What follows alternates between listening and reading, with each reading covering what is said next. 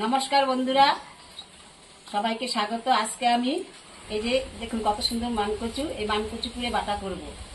চলুন বন্ধুরা আমরা শুরু করি রান্না। এটা উনুনে দিয়ে কাঠের সাথে পোড়ানো যায়, কিন্তু আজকে আমি পিস পিস করে পুড়িয়ে নেব। যেহেতু এটা বড় আছে, পিস পিস করে পুড়িয়ে নেব।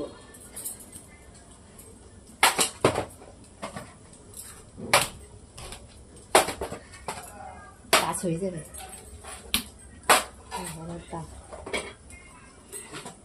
আমার এই ভেতরে কাঠের সাথে পোড়ায়, কিন্তু আজকে আমি এইভাবে দিয়ে পুড়িয়ে নেব।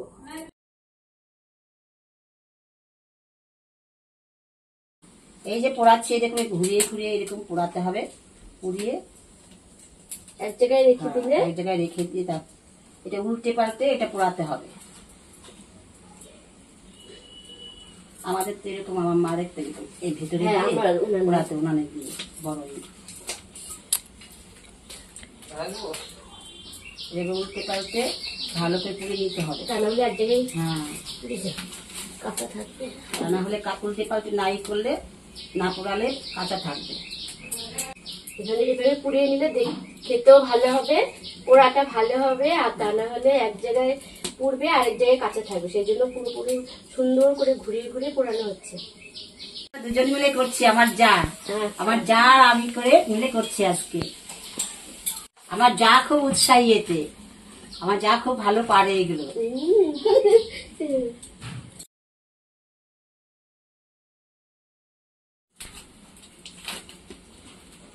দেখুন পুড়ে একদম কত সুন্দর হচ্ছে।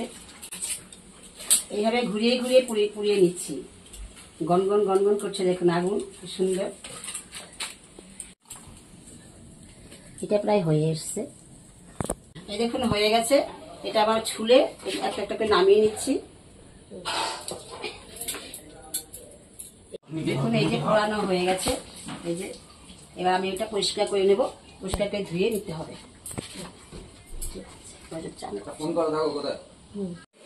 ভালো করে এটা আমি পরিষ্কার করে ধুয়ে নিই, তারপরে আমি ওটা বেঁধেই করতে হবে।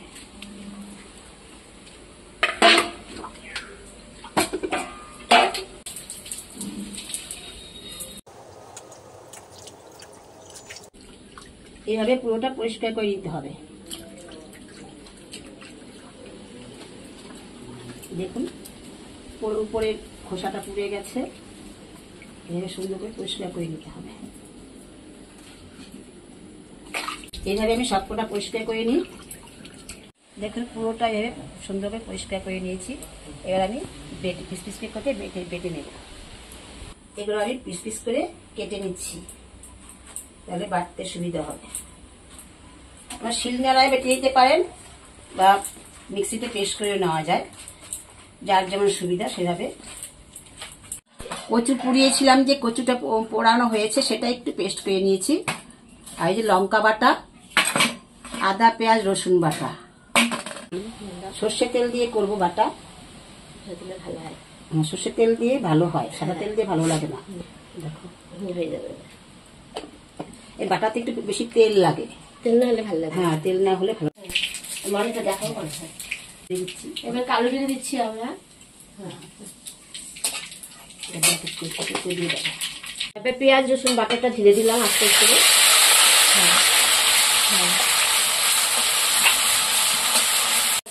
লবণটা দিব।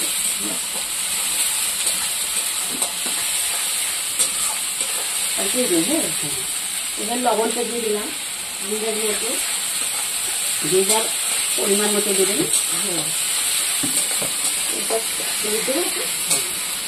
এবার হলুদটা দিয়ে দিলাম।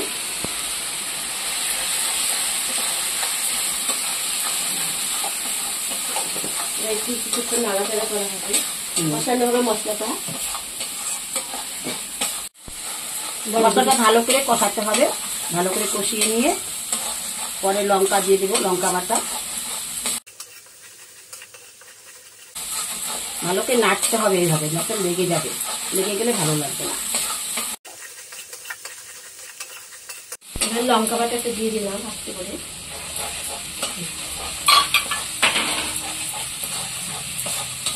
সব মশলা দেওয়া হয়ে গেছে, ভালো করে এটা কষিয়ে নিব। মশলাগুলো ভালো করে কষিয়ে নিচ্ছি।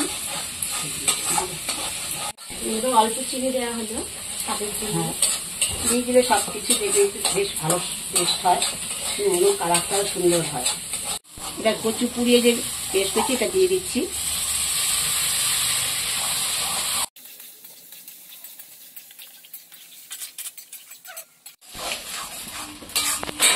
ভালো করে কষাতে হবে না, টানাতে হবে না, তো ভালো লাগে না। এসব বাটা খুব ভালো করে টানাতে হয়। ঝাল লবণ ঠিকঠাক হলে বাটা খুব ভালো লাগে। বাটা চিংড়ি মাছকে বলবো ওদিকে থাকতে। এই মান কচুর কচি ডগাটা, কচি পাতাটা যে ওটা ওইভাবে বেটে এইভাবে নাড়া দিলে খুব ভালো লাগে। আমরা সব সবই খাই। তারপর মান কচু কুচিয়ে ভালো করে কুচিয়ে ওটা ভালো করে পেস্ট করে এইভাবেও ভালো লাগে। চিংড়ি মাছ দিয়ে খুব ভালো লাগে। এইভাবে পরপর নেড়ে যেতে হবে, নাড়া বন্ধ করলে হবে না, লেগে গেলে ভালো লাগবে না, গন্ধ লাগবে। এইভাবে নাড়তেই হবে।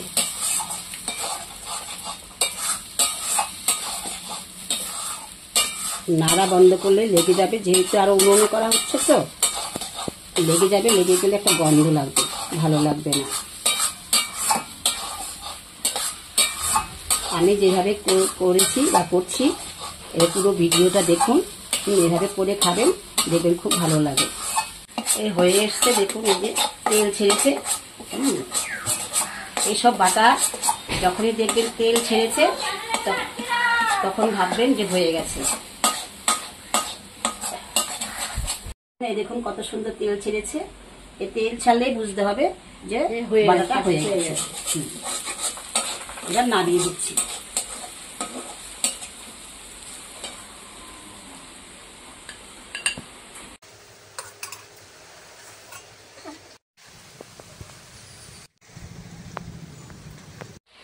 বন্ধুরা, এই রেডি হয়ে গেছে মালকচু পোড়া বাটা। যদি আপনাদের এই রেসিপিটা ভালো লাগে তাহলে লাইক করবেন, সাবস্ক্রাইব করবেন, পাশে থাকা বেল আইকনটি ক্লিক করবেন। যদি আপনাদের ভালো লাগে তাহলে কমেন্ট করে জানাবেন এটি কেমন হয়েছে।